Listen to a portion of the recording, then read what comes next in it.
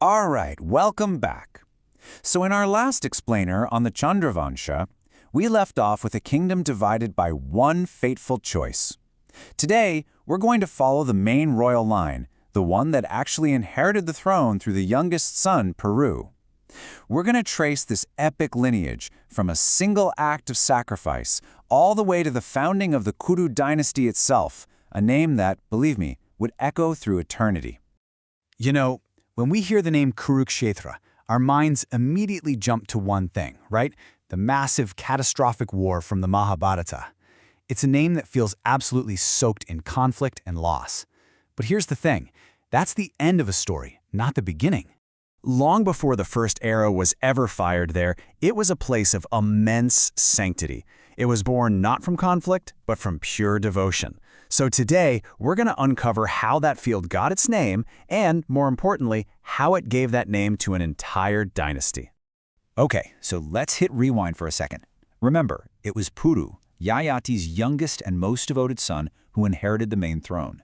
From him, the central royal line of the Chandravansha really begins to flow, a lineage that was absolutely destined to endure for generations and generations of kings. This line, which became known as the Pauravas, was destined to produce the great emperors who would go on to shape the identity of the entire subcontinent. From this one son, a massive legacy was about to rise, one that would completely redefine the world. Generations down this Paurava line, a king was born whose personal life would become the stuff of legend, with consequences that would literally alter the world. His name was Dushyanta.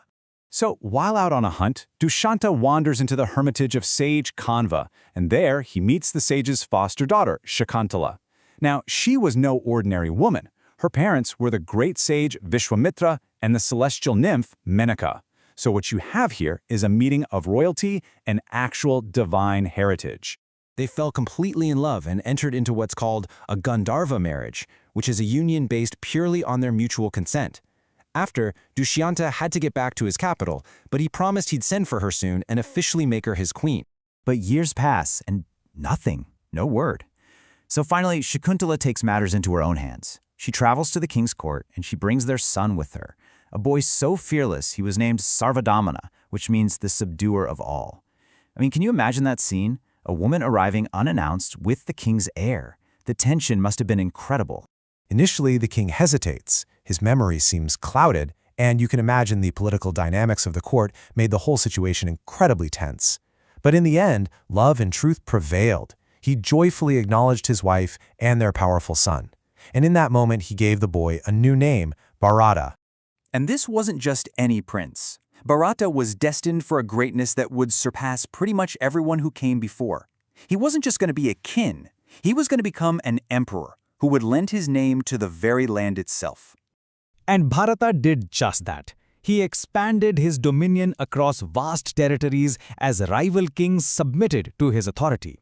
He performed great sacrifices like the Ashwamedha Yajna, establishing imperial rule and earning the title of Chakravartin, a true universal monarch. His reign was so profound, so all-encompassing, that the entire subcontinent came to be known as Bharata Varsha, the land of Bharata. That is a legacy that has endured for millennia. Just incredible. An emperor of that scale obviously establishes a powerful dynasty. Bharata's imperial line was strong, and it continued for many generations through descendants like Bhumanyu and Suhatra, leading eventually to a king named Hasti, who was about to build their future. And with every great empire, there has to be a great capital city, a center of power that becomes the heart of its history, the stage for all its triumphs, and, well, all its tragedies. It was King Hasti who founded that very capital, Hastinapura. This city became the permanent seat of Paurava power, the epicenter from which this dynasty would rule, and the very place where its destiny would ultimately be decided. So generations passed, and the dynasty thrived in its great capital. Then came a king who would redefine the Paurava legacy, not through war or conquest, but through an act of immense spiritual devotion. His name was Kuru. And this brings us to a huge question. How did the Pauravas, this long and storied line coming all the way from Puru, become the famous Kurus of the Mahabharata? The answer isn't in a battle, but in one man's incredible devotion. Ting Kuru went to a vast plain and began performing these incredible spiritual austerities. He took a golden plow and personally tilled the land, not for farming, but as a sacred rite to infuse the very soil with the highest virtues, truth, compassion, and righteousness. Through this act, he totally transformed the land. It wasn't just a plain anymore, it became a consecrated, holy site. And from that day on, it was known as Kurukshetra, literally the field of Kuru. And here it is, the critical transformation. King Kuru's piety was so profound that his entire dynasty, the Pauravas, adopted his name. They became known as the Kurus, and their descendants, the Kauravas. The family's identity was now forever tied to that sacred land. Just think about that journey of identity for a second. It began with Pru's sacrifice to gain a throne. It expanded into Bharata's continent-spanning empire, and it was finally solidified by Kuru's consecration of a holy land.